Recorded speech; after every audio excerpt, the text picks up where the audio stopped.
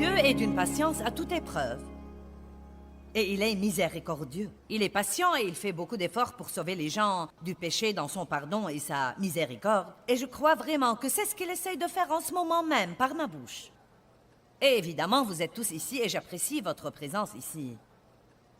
Mais je m'adresse non seulement à vous ce soir, ou peut-être principalement à vous, mais encore à tous les gens dans le monde entier qui ont zappé à cette émission et qui croient que c'était par hasard. Et Dieu essaye de vous parler, il essaye de vous faire savoir combien il se soucie de vous et vous aime et qu'il a pour vous une vie bien meilleure que celle que vous vivez en ce moment.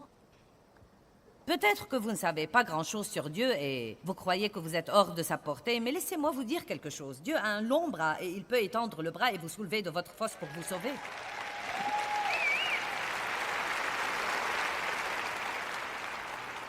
Mais le mot « se repentir » veut tout d'abord dire que nous devons regretter nos péchés, non pas nos oups, nos complexes, nos dépendances, nos esclavages, les choses contre lesquelles nous luttons, mais nous devons regretter nos péchés.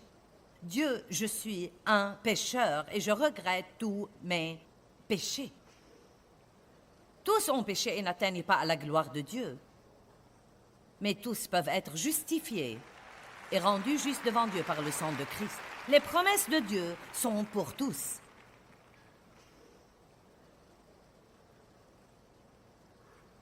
Nous pouvons tous redevenir tout nouveau, chacun d'entre nous. Mais nous devons comprendre que le jour viendra où nous rendrons compte de notre vie. Et je crois, vous savez peut-être, comme jamais auparavant, que cela m'inquiète, ou peut-être que c'est une nouvelle préoccupation que Dieu me met dans le cœur, car c'est ce qu'il veut que je partage en ce moment. Et comme je l'ai déjà dit, je partage non seulement pour les gens qui sont ici, mais encore pour tous les gens là-bas qui sont si trompés, les gens qui ont été trompés même par la religion, les gens qui vont à l'église en pensant « Je vais aller à l'église, peut-être que Dieu m'aidera. » Et vous allez à une église et peut-être vous n'y trouvez pas grand-chose de Dieu, vous trouvez beaucoup de jugements et de critiques. Et peut-être que les gens ne savent pas quoi faire de vous. Vous avez tellement de problèmes qu'ils ne savent pas quoi faire de vous. Vous savez, Jésus n'est pas mort pour que vous puissiez avoir une religion. Il est mort pour que vous puissiez avoir une relation avec lui. Et même si vous avez essayé quelques églises et que ça n'a pas marché, Jésus vous appelle en ce moment, par ma voix, et vous dit « Venez à moi. Venez à moi, vous tous qui êtes fatigués, chargés et accablés, et moi, je vous donnerai du repos. » Dieu veut donner du repos à vos âmes fatiguées. Il y a un numéro sur votre écran. Si vous voulez avoir une relation avec Jésus-Christ, appelez ce numéro et quelqu'un dans mon bureau va prier avec vous et vous expliquer ce que veut dire être régénéré et ce que veut dire être sauvé. Nous ne voulons pas que vous soyez perdus, que vous soyez trompés. Dans Ésaïe chapitre 5, 20 que nous allons étudier, il nous parle de quelque chose qui va arriver dans le monde et qui arrive en ce moment et c'est vraiment effrayant. Malheur à ceux qui appellent le mal bien et le bien mal, qui font de l'obscurité la lumière et de la lumière l'obscurité, qui font passer pour amer ce qui est doux et pour doux ce qui est amer. Eh bien, les choses deviennent embrouillées dans notre société. Combien d'entre vous le savent? Les choses qui étaient mauvaises il y a 20 ans, les gens ne sont pas si sûrs qu'elles sont mauvaises aujourd'hui. Et c'est très dangereux et inquiétant, car que vont croire les gens dans les 20 ans qui vont venir si aucune norme n'est fermement mise pour l'Église? Et c'est notre responsabilité. Et ceux d'entre nous qui montent en chair, ceux d'entre nous qui ont des dons d'enseignement, c'est notre responsabilité d'être très clair avec les gens. Oui, Dieu vous aime. Oui, sa grâce couvre votre péché. Il n'y a aucun péché qui ne puisse pas vous être pardonné et il n'y a pas de limite au nombre de fois où Dieu vous pardonnera. Mais vous ne pouvez pas être pardonné pour un péché dont vous ne voulez pas vous repentir et que vous voulez continuellement faire en croyant que Dieu vous comprendra et que d'une façon ou d'une autre, vous serez un cas spécial et que ça pourra passer. Je vous prie d'applaudir un peu plus fort, cela m'aidera.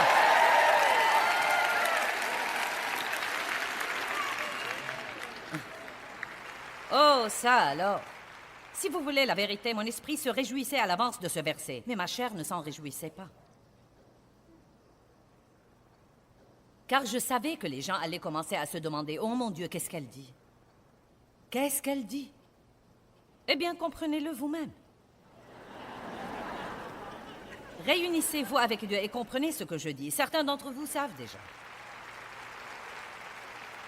Vous savez déjà exactement ce que je veux dire. Mais je ne vous aimerais pas si je ne le disais pas. Malheur à ceux. Vous savez ce qu'est le malheur? Vous savez, je disais tout le temps, je ne sais pas ce qu'est le malheur, mais il y en a beaucoup dans la Bible et je n'en veux absolument pas. Je suis finalement devenue assez courageuse pour étudier le mot malheur en préparant ce message. Et le malheur est comme une calamité et le pire genre de misère que quiconque puisse jamais avoir. Oui. Et si vous croyez que vous êtes religieux, vous feriez mieux d'aller à Matthieu 23 et de lire les malheurs que Jésus a prononcés sur les gens religieux.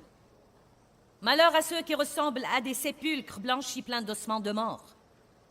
Malheur à ceux qui lient des fardeaux pesants et les mettent sur les épaules des hommes, mais ne veulent même pas les aider à les porter.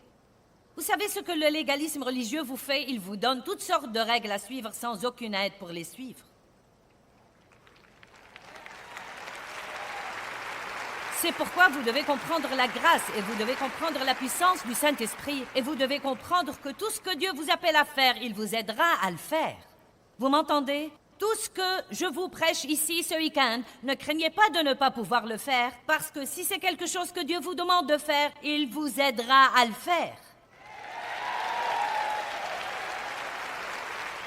Et le problème que nous avons eu pendant tant d'années, c'est qu'on nous disait quoi faire, quoi faire, quoi faire, quoi faire, mais personne ne nous disait comment recevoir la puissance du Saint-Esprit dans nos vies pour pouvoir le faire. Quand le Saint-Esprit surviendra sur vous, vous recevrez une puissance et vous serez mes témoins. Puissance. Amen. Puissance. Cela m'effraie presque de penser au travail que nous avons comme croyants au Christ et même au travail que j'estime que j'ai dans l'instruction des croyants pour qu'ils aillent faire le travail du ministère. Je veux que vous soyez tous prêts avant la fin de ce week-end à examiner plus sérieusement votre vie et votre comportement. Car le monde ne peut pas voir votre cœur, il voit votre comportement. Or, je sais que Dieu voit nos cœurs. Mais il nous dit vraiment de sortir là et de nous comporter comme il faut aussi. Cela ne veut pas dire que nous serons parfaits. Cela ne veut pas dire que nous ne ferons pas des erreurs. Et Jésus est là pour les erreurs. Il est là pour les imperfections. Nous pouvons continuer à être pardonnés tous les jours et à prendre un nouveau départ tous les jours. Mais nous ne pouvons pas prendre une attitude paresseuse comme quoi ça n'a pas d'importance. Et que nous pouvons nous intégrer. Allez, nous n'avons pas besoin d'un mélangeur chrétien, nous n'avons pas besoin de nous intégrer. Même les Israélites avaient toutes sortes de problèmes parce qu'ils ont pris avec eux une multitude mixte. Ils ne se sont pas gardés purs, ils se sont mêlés à trop d'idées impies et à trop de personnes impies et à trop d'adorateurs d'idoles, et c'est entré en eux, et ils se sont détournés de Dieu. Lisons ensemble Ésaïe 5, 20, 21. « Malheur à ceux qui appellent le mal bien et le bien mal, qui font de l'obscurité la lumière et de la lumière, l'obscurité qui font passer pour amer ce qui est doux et pour doux ce qui est amer. Malheur à ceux qui sont sages à leurs propres yeux et intelligents à leur propre estime. Malheur à eux. » Le pire genre de misère. Nous devons savoir ce qui est bien et nous devons le défendre. Dans Ésaïe 10, 1 à 3, tout le monde aime ça? Et puis-je faire une suggestion? Si vous connaissez des chrétiens excentriques, allez les chercher et amenez-les ici demain.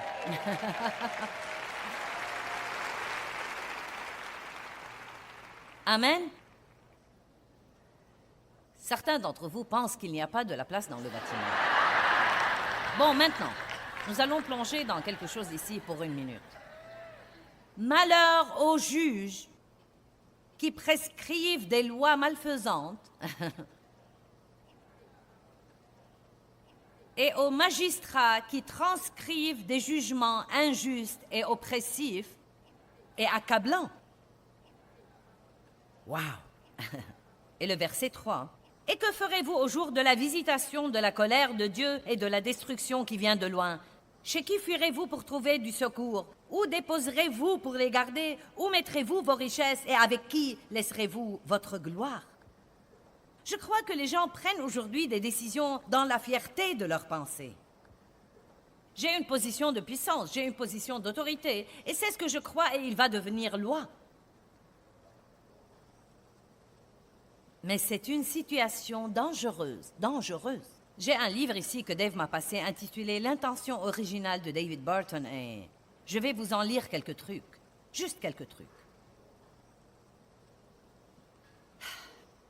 Ces dernières années, les conflits concernant les expressions religieuses ont été parmi les controverses les plus fréquentes réglées par les cours fédérales et la Cour suprême américaine qui ont publié de nombreuses décisions à ce sujet, une pratique sans précédent dans l'histoire américaine. Donc, ils ont commencé à décréter sur les expressions religieuses faites dans les endroits publics, surtout si elles sont faites dans une école ou une salle d'audience ou toutes sortes de propriétés fédérales, disant qu'on ne peut pas mélanger l'Église et l'État. Et c'est une interprétation erronée et une tromperie absolue au sujet du premier amendement. Ce n'est pas ce que cela veut dire. En fait, je peux vous le lire et c'est très simple.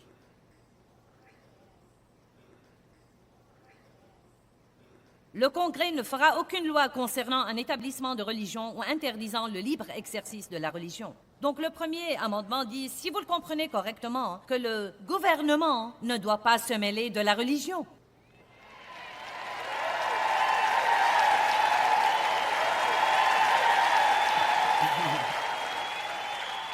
Non, mais il ne dit pas que l'Église ne doit pas se mêler du gouvernement.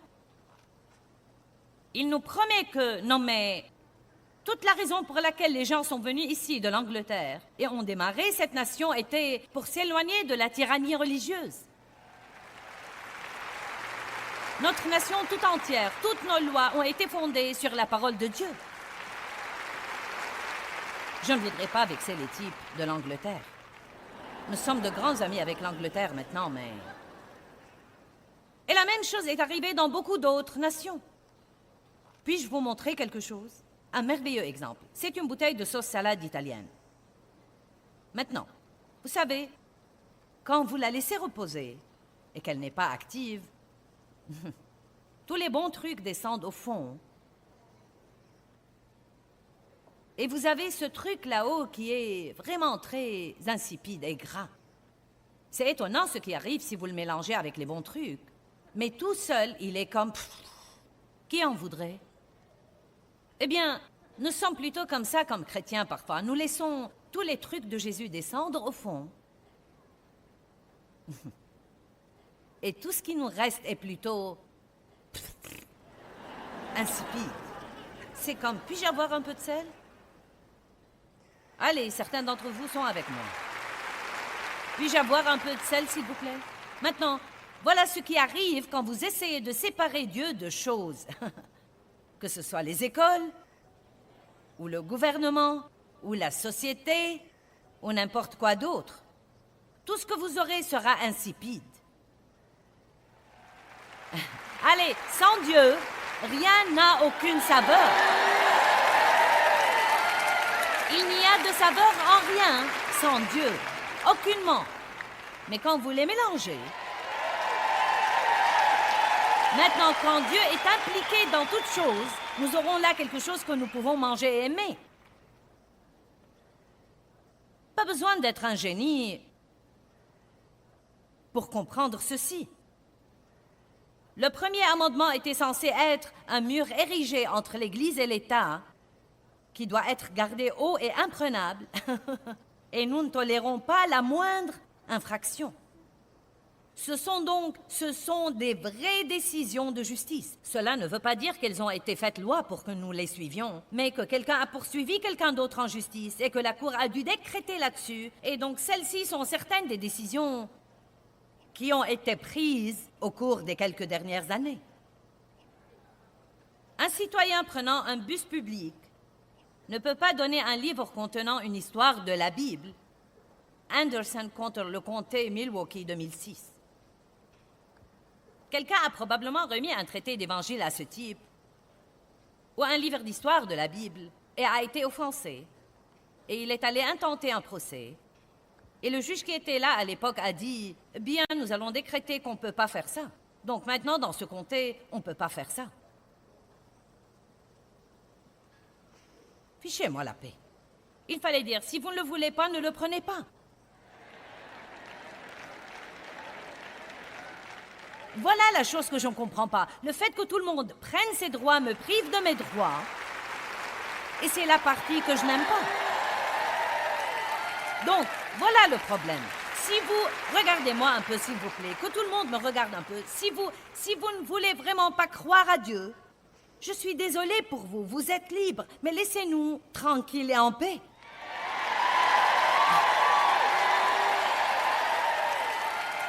Amen. Parce que je suis aussi heureuse que je puisse l'être. Et je suis si libre, et j'ai tant de paix et de joie, et ma vie est complètement rétablie, et je n'ai pas peur de rendre compte de ma vie à Dieu.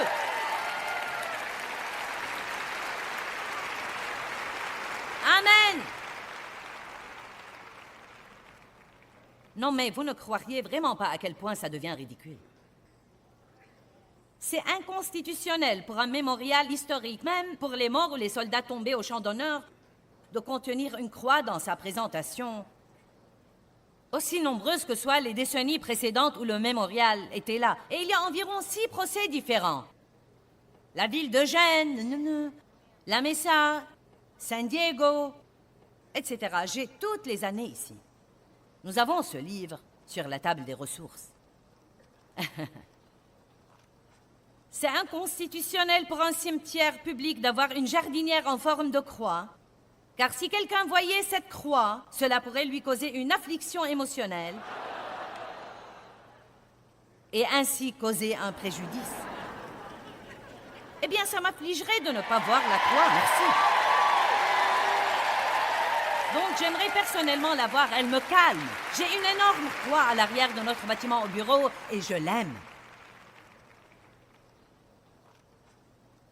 C'est inconstitutionnel qu'une scène de la Nativité soit affichée sur un bien public. C'est inconstitutionnel pour un chrétien de prier des prières publiques qui reflètent sa foi personnelle et sa croyance. Au Minnesota. On a interdit à un fonctionnaire de garer sa propre voiture au parking d'État parce qu'il avait un autocollant religieux sur son pare-choc. Souvenez-vous que ce ne sont pas des lois. Ça ne veut pas dire que vous devez dire « Mon Dieu, je ne peux plus faire ça ». Mais ce qu'il y a, c'est que ces procès deviennent des précédents qui ne devraient jamais arriver. Donc la prochaine fois que quelqu'un veut faire des histoires sur ce même truc, un avocat pourrait dire « Vous voyez, ce précédent a été fait ici, et donc maintenant nous devons suivre ce précédent ». Vous me diriez peut-être « Oh, pourquoi tu me racontes tous ces trucs? Ça ne me regarde pas, ça regarde absolument chacun de nous. » Car voilà ce qui arrivera. Si nous ne comprenons pas ce qui arrive, il va continuer à arriver, car nous n'allons pas du tout y faire face. Nous n'allons pas défendre nos droits, nous n'allons pas combattre pour eux. Un de mes petits-enfants a dit à une élève dans une école publique « Que Dieu te bénisse » quand elle a éternué. Et le prof a dit à mon petit-fils « Oh, tu ne peux pas dire ça ici. »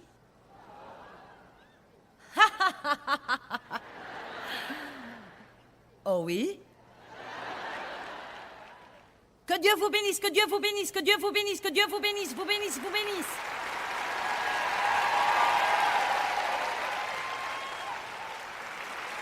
Vous voyez, vous ne devez pas dire « Oh !»« Oh bien, je suis désolée, je ne le dirai plus désormais. » C'est à ce moment-là que vous devez vous lever. C'est à ce moment-là que vous devez défendre ce que vous croyez et dire « Que veux-tu dire par « je ne peux pas dire ça » ?» Eh bien, Dieu est le centre de ma vie et je parlerai de lui autant que je voudrais. Et tu ne peux pas me dire que je ne peux pas. Et vous savez quoi? Ils savent qu'ils ne peuvent pas. Et si vous tenez bon, ils changeront de position. Allez au conseil d'administration des établissements scolaires. Si vous devez le faire, engagez un avocat. Dites, je ne peux pas me permettre ça. Il y a un groupe nommé Alliance Défense Fund qui a formé 2200 avocats qui prennent bénévolement des procès comme ça pour aider les gens à combattre ces affaires stupides ou réclamer nos droits qui sont enlevés. N'ayez pas peur de défendre vos droits. Amen? De toute façon, ça devient plus bête chaque minute, donc je n'ai plus de temps à perdre là-dessus. Il y a tellement de choses stupides. J'aime ce qu'a dit l'un de nos pères fondateurs. Je vais juste vous lire ceci. Il faudra faire une partie de ce message demain. Ça ne va pas finir. Il a dit... Tout d'abord, George Washington a dit « Il est impossible de gouverner le monde correctement sans Dieu et sans la Bible. » Ce n'est pas possible. Vous ne pouvez pas faire ça. Dieu a tout créé. Tout lui appartient. Il ne nous appartient pas. Dieu a créé le monde. Les bêtes sur 1000 montagnes lui appartiennent.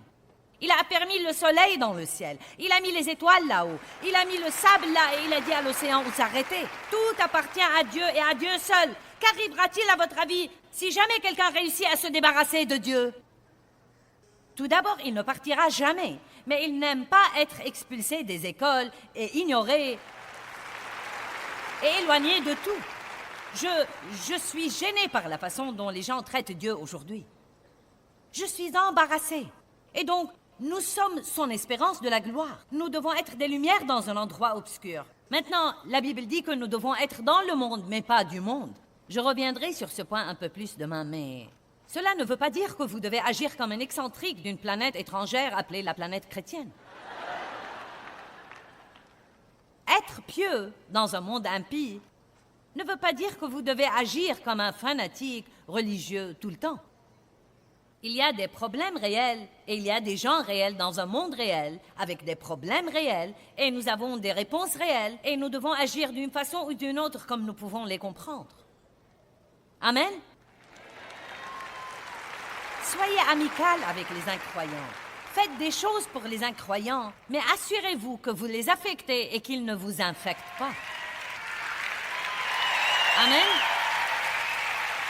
Donc, vous savez, vous ne devez pas aller au travail comme « Je suis un extraterrestre de la planète chrétienne, je suis un extraterrestre de la planète chrétienne, je suis un extraterrestre » en portant votre t-shirt Jésus sauve et en mettant votre casque à écouteurs et en faisant le tour du bureau en parlant votre langue chrétienne. « Merci Jésus! Wouhou! Alléluia! » Non, mais ils vont dire sûrement « Quel est ton problème? »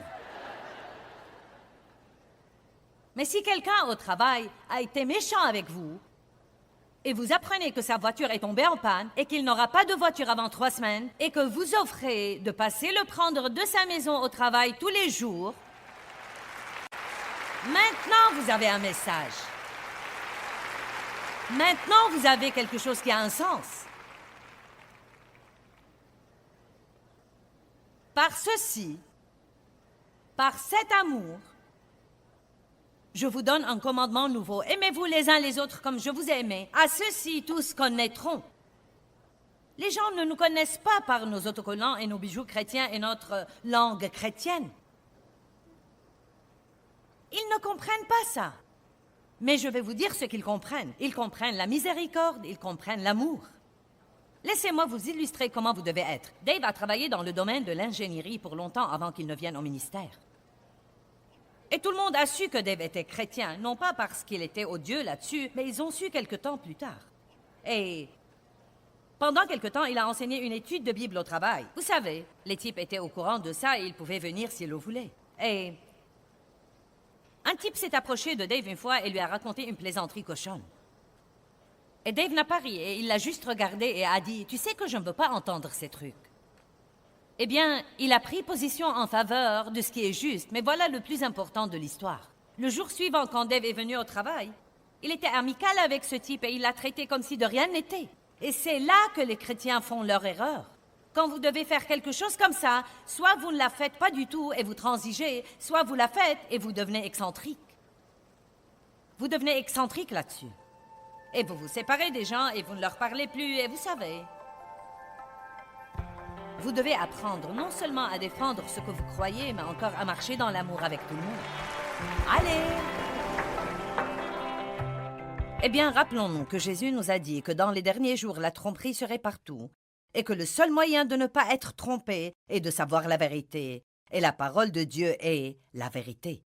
Jésus a dit « Je suis le chemin, la vérité et la vie. Nul ne vient au Père que par moi. » Aussi, avoir une relation profonde, personnelle avec Dieu vous aidera à rester enraciné dans la vérité.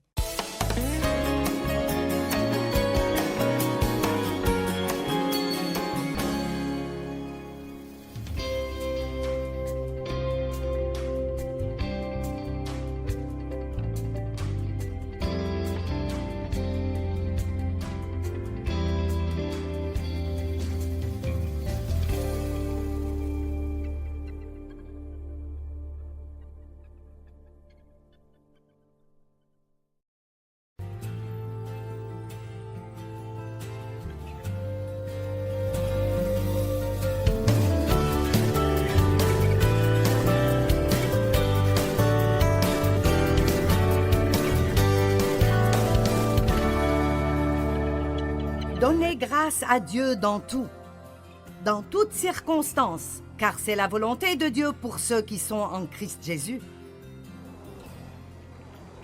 Combien d'entre vous prient?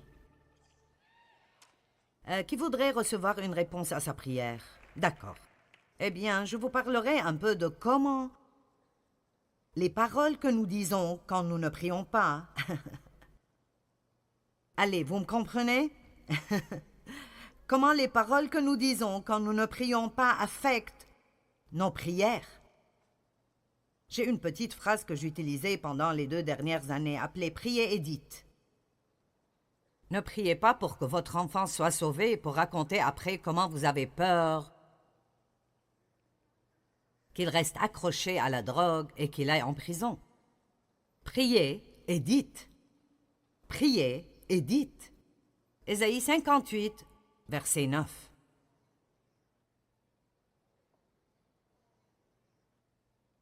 Peut-être que certains d'entre vous qui ont entendu que j'allais enseigner à propos des paroles ce soir, vous avez pensé « Oh, je n'ai pas besoin de cela, je n'irai pas. » Mais vous avez besoin de cela, et moi aussi. Dieu s'occupe de moi à un niveau plus profond à propos des paroles de ma bouche. Et j'ai dit à quelqu'un aujourd'hui, je pense que ça va être ma fête. Je me suis améliorée, mais je ne suis pas parfaite en cela. Ceux qui parlent beaucoup ne le sont pas.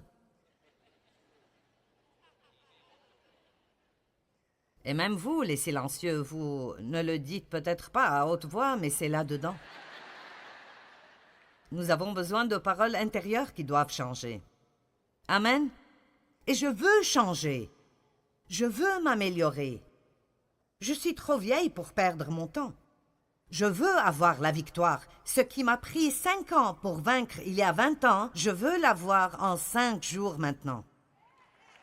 Je ne veux pas traîner et traîner, je veux dire, je veux que Dieu me montre la puissance de mes paroles d'une telle façon que j'aurai en moi une crainte révérentielle de Dieu pour ne pas dire des choses qui me blesseront ou blesseront quelqu'un d'autre. Et seul Dieu peut nous révéler cela. Alors si vous ne pensez pas que vous avez besoin de cela ce soir, je prêcherai à moi-même parce que j'en ai besoin. Amen. Ésaïe 58, verset 9. Ésaïe 58 parle de ce qui plaît à Dieu et ce qui ne lui plaît pas. Mais ceci parle des prières répondues et les paroles de notre bouche. Quand tu appelleras, l'Éternel répondra. Quand tu crieras à l'aide, il dira « Je suis là ». Ah, combien d'entre vous voudraient cela? Si, que tout le monde dise « si ». Si, du milieu de toi, tu supprimes le joug de l'oppression, ou que tu le trouves, les gestes menaçants, vers l'opprimé ou le juste, et tu supprimes toute forme de propos erronés, sévères, injustes et méchants. Wow! Donc c'est très clair que Dieu dit, vous voulez que je réponde quand vous appelez? Vous voulez que vos prières soient répondues très rapidement? Alors, voici quelques trucs que vous devez faire pour rendre ces prières plus efficaces. J'ai pris un engagement novembre passé ou décembre que je voulais prier plus que jamais. Et cela ne veut pas dire que je suis à genoux des heures chaque jour. Ça veut juste dire que je prie à propos de choses tout de suite. Je regarde et je prie, je vois des choses, je prie immédiatement, avec toutes sortes de prières, la gratitude, la louange, la pétition, l'intercession pour d'autres personnes. Et je veux que ces prières soient répondues. Je ne veux pas être engagé dans quelque chose qui est infructueux et où je perdrai mon temps. Et je crois, pour moi, alors je partagerai avec vous ce que je reçois pour moi. Je crois que Dieu s'occupe de moi à un niveau plus profond à propos des paroles de ma bouche, parce que si je prierai plus et aurai de meilleures réponses plus vite, alors il doit me montrer l'autre côté de cela aussi. Et je ne pense pas que j'ai toujours un grand problème avec ma bouche, mais tout problème est trop grand pour être gardé et ne pas nous en occuper. Amen. Alors, nous allons parler ce soir de choses qui se rapportent à votre bouche et de choses qui n'ont rien à voir avec votre bouche. Nous allons commencer par ce que nous ne devons pas faire.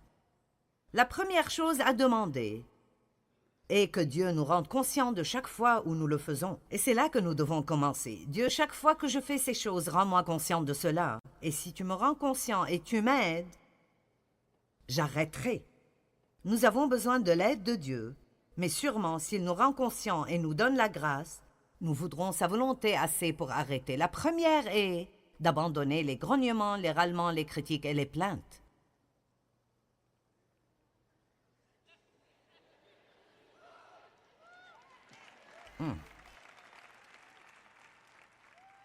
Vous ne pouvez plus vous plaindre à propos de votre travail, ni à propos de votre patron, ni à propos de votre vieille voiture, votre maison minuscule ou quoi que ce soit que vous n'aimez pas, d'accord? Ce mari pour lequel vous avez cru Dieu, ces enfants pour lesquels vous avez prié.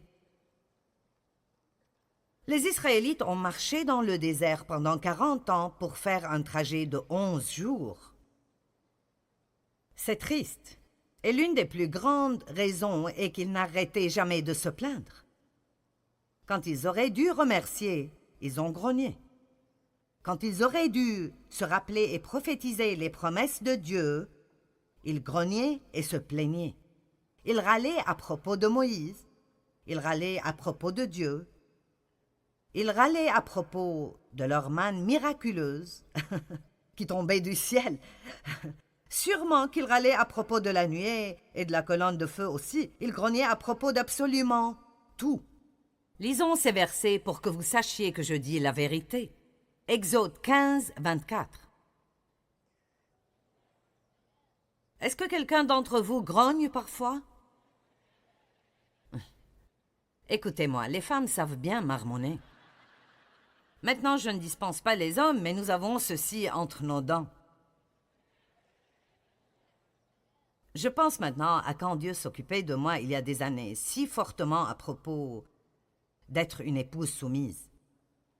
Et cela a été difficile pour moi parce que j'ai été abusée et je m'étais juste fait beaucoup de promesses. Aucun homme ne me dira jamais quoi faire de nouveau. Et alors, vous faites des vœux comme ça pendant une longue période de temps et puis vous avez des difficultés à être soumise à quoi que ce soit avant d'avoir une révélation à ce propos.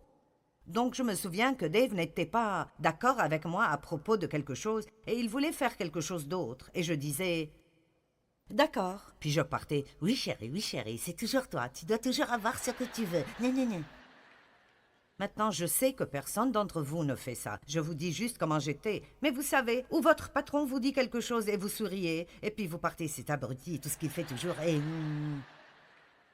Ou même pire encore, vous allez du râlement au commérage tout carrément. Prenons ceci à un niveau plus élevé. J'en suis plus folle chaque minute. J'aime mon message ce soir, je ne sais pas pour vous, mais je l'aime bien.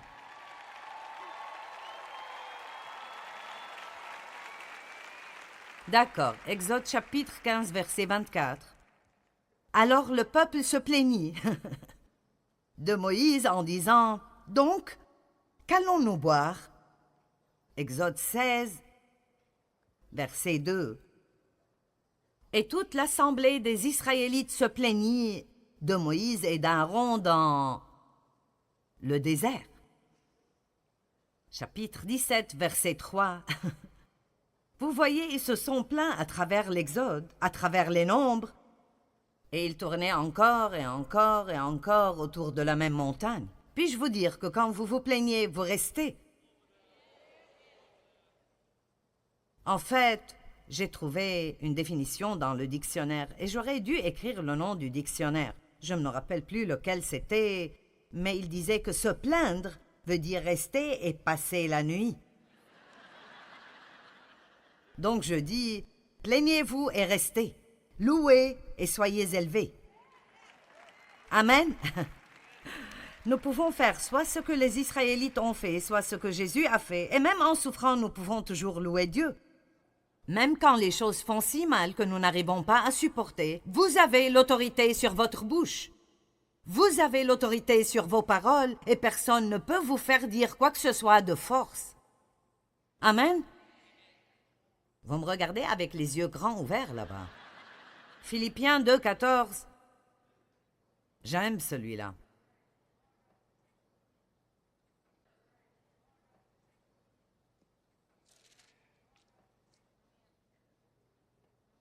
C'est drôle, parfois je vous dirais juste, ouvrez à Philippiens 2, 14 et lisez-le en silence. Je n'ai pas besoin d'attendre très longtemps et c'est comme... Faites toutes choses. Toutes choses. Oh mon Dieu. Je ne peux pas me plaindre quand je nettoie la maison. Je ne peux pas me plaindre quand je conduis dans l'embouteillage. Je ne peux pas me plaindre à propos des prix élevés. Je ne peux pas me plaindre à propos du gouvernement.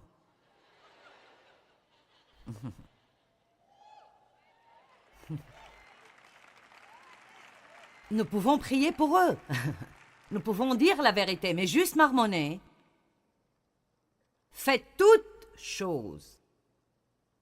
Maintenant, je ne sais pas pour vous, mais je ne pense pas que j'ai déjà pu le faire pendant une journée entière. Je suis honnête. Peut-être pas la plainte tout carrément, mais le marmonnement, c'est... Nous parlons d'un tout autre niveau maintenant.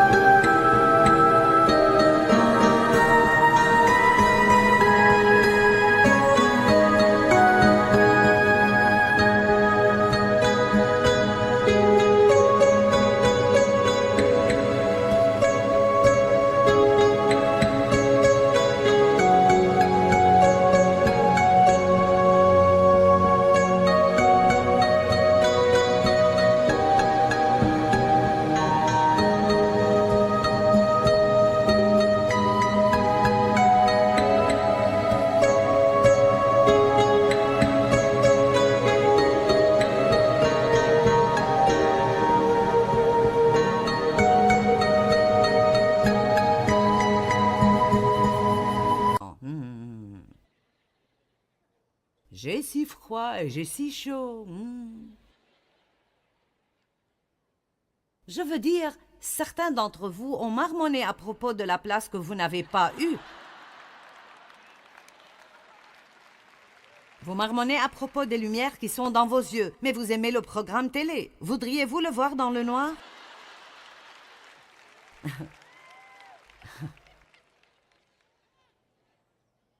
Vous savez, nous sommes accros au confort. Juste absolument, dans notre société, nous sommes accros au confort. Je veux dire, je pourrais aller en Inde et les gens marcheraient pendant des jours, et je n'exagère pas, des jours, pour venir à une conférence. Ils s'assoiraient dans un champ en plein air. Ils s'assoiraient là, et je ne sais pas comment ils font cela, mais ils s'assoiraient toute la journée et n'iraient même pas à la salle de bain.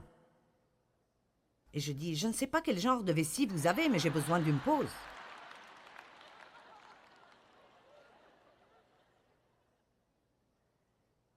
Nous avons tellement, et malheureusement, tout ce que nous faisons est de marmonner à propos de la partie que nous n'avons toujours pas. Mais cela peut changer. Ça peut changer rapidement, ça peut changer radicalement, et nous pouvons prendre la décision ce soir. C'est le moment, je trace la limite maintenant. Vous pouvez inviter Dieu, mais ne lui donnez pas une invitation si vous ne voulez pas qu'il l'accepte. Mais vous pouvez inviter Dieu. Je veux, Seigneur, que tu contrôles ma bouche et je veux que tu commences à me faire savoir chaque fois que je te déplais avec mes paroles. Ne me laisse plus vivre comme cela. Je ne veux plus vivre avec cela.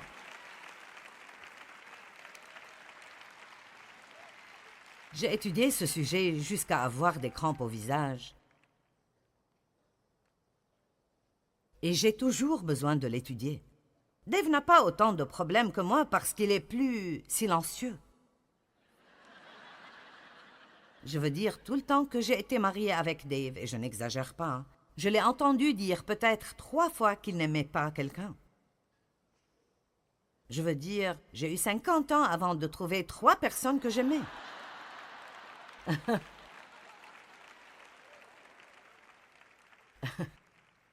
Eh bien, les opposés s'attirent. Mais combien d'entre vous sont heureux que j'ai eu à faire un long cheminement pour que vous puissiez... J'espère que vous êtes heureux de ne pas avoir une enseignante biblique parfaite. Philippiens 2,14 « Faites toutes choses sans vous plaindre et sans critiquer et sans discuter contre Dieu. » C'est là la chose qui m'a arrêté. Contre Dieu. Je ne me plains pas contre Dieu. D'un côté, nous disons « Dieu, je crois que tu as le contrôle. » Mais je n'aime pas cela du tout. Dieu, je pense que tu as toute la sagesse, tu sais toutes choses et tu fais tout très bien, mais je hais ceci. Donc nous parlons des 2 côtés de notre bouche. Si nous croyons vraiment que Dieu a le contrôle et qu'il a un bon plan pour nos vies, et si nous croyons que toutes choses travaillent ensemble pour le bien de ceux qui aiment Dieu, combien d'entre vous savent que nous pouvons crier et acclamer dans l'Église? La louange était bonne ce soir. N'importe qui serait heureux dans cette louange. Et vous savez, la prédication aide. Vous aimez cela aussi, mais ultimement, vous devez retourner à la maison. Le groupe de louange n'ira pas avec vous. Je n'irai pas avec vous, j'irai à la maison. Je serai à la télé le lundi matin pour vous donner un autre petit étirement si vous en avez besoin. Mais qui sait ce que je veux dire? Tout cela paraît bien. Hein? Mais quand nous faisons face à des circonstances, c'est là que ça doit marcher. Ça devait marcher pour Jésus dans le jardin quand les disciples se sont endormis. Ça devait marcher pour Jésus quand il a été testé et tenté par l'ennemi pendant 40 jours dans le désert. C'est là que ça devait marcher. Le diable lui a dit, et Jésus a dit au diable. Le diable lui a parlé et il a répondu. Apprenez comment répondre au diable. Arrêtez de le laisser vous parler et vous rendre déprimé. Le diable dit que je suis déprimé, alors je suis déprimé. Il dit que mes enfants se fourreront dans des problèmes et c'est comme ça. Nous devons apprendre pour qui nous serons un porte-parole. Nous serons un porte-parole pour Dieu ou un porte-parole pour l'ennemi. Alors débarrassons-nous de tout ce marmonnement, ces critiques, ces plaintes. Les choses suivantes dont il faudrait se débarrasser sont les commérages, le jugement, la critique et divulguer les secrets des gens. Wow! Nous devons apprendre comment couvrir les fautes des gens, ne pas les exposer. Vous ne croirez pas ce qu'elle a fait. Vous ne croirez pas qui j'ai vu l'autre jour en train de faire ceci et cela et tel avec tel et tel. Pourquoi est-ce que nous aimons ce genre de choses? C'est juste quelque chose de charnel. Nous voulons raconter, être ceux qui savent, nous voulons tout savoir et dire des choses. Vous pouvez commencer la plus grande foire dans votre vie en disant des choses que vous ne devriez pas dire, en disant des choses à propos de gens que vous ne devriez pas dire, et puis ça revient et ça devient un grand problème dans vos vies. Avez-vous dit les secrets de quelqu'un et puis ils ont découvert que vous avez dit leurs secrets? Ce n'est pas très confortable. Matthieu 7, 1 à 8. C'est la soirée de la Bible. J'ai beaucoup de versets. Ce truc de la bouche n'est pas mon idée, c'est l'idée de Dieu. Ne jugez pas, ne critiquez pas et ne condamnez pas autrui, afin que vous ne soyez pas jugés, ni critiqués, ni condamnés. Car tout comme vous jugez et critiquez et condamnez autrui, vous serez jugés et condamnés et critiqués. À Winston-Salem, il y a 2 semaines, j'ai enseigné sur le don de la miséricorde. Et d'après la mesure dont vous mesurez quand vous jugez d'autres, on vous mesurera à vous aussi. Maintenant, chaque 4 ou 5 mots sont un message entier en eux-mêmes. Ne jugez pas, la mesure de miséricorde que vous donnez à d'autres est la mesure de miséricorde qui vous reviendra. Pourquoi vois-tu les grains de sciure qui sont dans l'œil de ton frère et ne vois-tu pas, n'aperçois-tu pas la poutre qui est dans ton propre œil?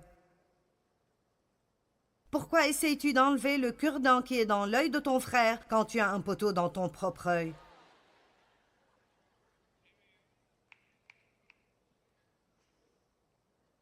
Jésus a dit que celui d'entre vous qui n'a jamais commis de péché lance la première pierre. La meilleure façon que je connaisse, la seule façon correcte dont nous devons juger quelqu'un d'autre. Maintenant, je ne parle pas de juger le péché. Nous devons savoir ce que le péché est et nous devons pouvoir juger ce péché, mais nous ne devons pas juger les pécheurs. Il y a une différence. Eh bien, je ne ferai jamais cela. Faites très attention. Je ferais très attention si j'étais vous. Je l'ai dit et j'ai dû ravaler mes mots aussi. Combien d'entre vous comprennent d'où je viens? Et je ne parle pas de s'occuper de choses d'une manière divine. Je ne parle pas de cligner les yeux au péché et regarder par-dessus les méfaits. Je ne parle pas de ça. Je parle de ce que je crois être une attitude haineuse envers les gens. Je crois que ce jugement dont il parle est une attitude envers les gens qui jugent. Comment peux-tu faire cela? Je ne peux pas croire que tu as fait cela. Nous savons ce qu'ils ont fait, mais seul Dieu sait pourquoi ils l'ont fait. Je peux vous le dire, il y a des gens qui sont si blessés que nous n'avons aucune idée de pourquoi ils font les choses qu'ils font. Mais la plupart des gens ne sont pas simplement méchants, qui se lèvent et essayent de faire des choses horribles. Il y a quelque chose qui est arrivé dans leur vie qui leur fait toujours mal, ou quelque chose qui arrive dans leur vie qui leur fait mal. Quelque part dans leur vie, il y a un déficit et ils font peut-être la mauvaise chose pour essayer de le combler, pour remplir un vide dans leur vie, pour remplir un grand vide dans leur vie, et ils choisissent les mauvaises choses pour essayer de le combler. Et s'il n'y avait pas la grâce de Dieu, je serais foutu. Amen. Donc nous pouvons dire, vous savez, eh bien, ce frère est dans l'adultère et c'est mauvais, je vais prier. Amen. Verset 5. Hypocrite. Retire d'abord la poutre de ton propre œil, et tu verras assez clair pour ôter la sciure de l'œil de ton frère. Gardez-vous de donner ce qui est sacré, ce qui est notre capacité d'aimer les gens, aux chiens, et ne jetez pas vos perles devant les porcs, je pense que c'est les esprits mauvais, de peur qu'ils piétinent vos perles et que les chiens se retournent contre vous pour vous déchirer. Donc nous ouvrons une porte pour l'ennemi dans nos vies quand nous ne marchons pas dans l'amour. Mais j'aime cela. Continuez à demander et vous recevrez. Continuez à chercher et vous trouverez. Continuez à frapper et l'on vous ouvrira la porte. Donc il va tout de suite de parler de ne pas juger ni critiquer les gens à la prière et à persévérer dans la prière. Donc nous ne pouvons pas juste penser que ce sont 2 sujets totalement indépendants. Il doit dire ici... Je veux que vous priez et que vous frappiez jusqu'à ce que quelqu'un ouvre et que vous cherchiez jusqu'à ce que vous trouviez. N'abandonnez jamais la prière. De bonnes choses arrivent, mais comment traitez-vous les gens? Faites attention à l'attitude que vous avez envers les gens. N'ayez pas un esprit critique, hypocrite, de jugement envers les gens. Montrez plus de miséricorde. Dieu peut répondre à nos prières beaucoup plus rapidement si nous montrons plus de miséricorde que de jugement et de critique. Amen. Il y a beaucoup de gens dans le monde qui sont perdus, ils se sentent invisibles, ils n'ont pas d'éducation concernant ce qui est bon ou mauvais, et ils ont besoin de prière beaucoup plus qu'ils ont besoin de critique et de jugement. Il y a beaucoup d'autres versets à propos de ne pas juger autrui, mais je vais passer. La chose numéro 3, à ne pas faire avec votre bouche. Ne donnez pas votre opinion quand on ne vous la demande pas. J'ai fait cela en venant ici ce soir. Et si je vous donnais un verset qui dit « Mêlez-vous de vos affaires », vous voulez l'entendre? Très bien, j'y suis. 1 Thessaloniciens 4, 9. Mais concernant l'amour fraternel, pour tous les chrétiens, vous n'avez pas besoin d'instructions écrites car Dieu vous a lui-même appris à vous aimer mutuellement. Et c'est ce que vous faites déjà, vous étendez et montrez votre amour envers tous les frères et sœurs à travers la Macédoine. Mais nous vous invitons et nous vous exhortons ardemment, frères, à faire toujours plus de progrès dans cette région en mettant votre ambition et votre point d'honneur, ce qui veut dire faites un effort, à vivre dans la tranquillité et dans la paix, à vous occuper de vos propres affaires et à gagner votre vie par votre propre travail. Donc, ceci dit, restez occupés à faire de bonnes œuvres, occupez-vous de vos affaires et fermez la bouche. Amen. La plupart d'entre nous parlent probablement plus que nous faisons quoi que ce soit d'autre, mais nous ne savons peut-être pas ou on ne se rappelle pas qu'on...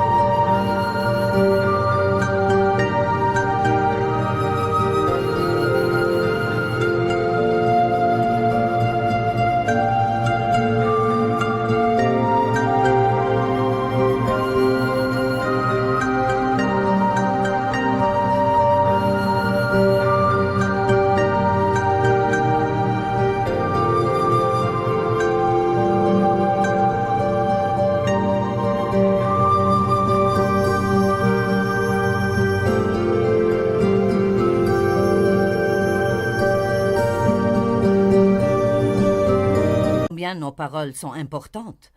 Nous pouvons dire des paroles de marmonnement et de plainte et ça fera que tout le monde autour de nous se sente mal et ça nous fera nous sentir mal et ça ouvrira la porte pour que le diable travaille dans nos vies. Ou nous pouvons ouvrir nos bouches et être reconnaissants. Il y a tellement de choses pour lesquelles nous sommes reconnaissants et je crois que cela libère la puissance de Dieu dans nos vies.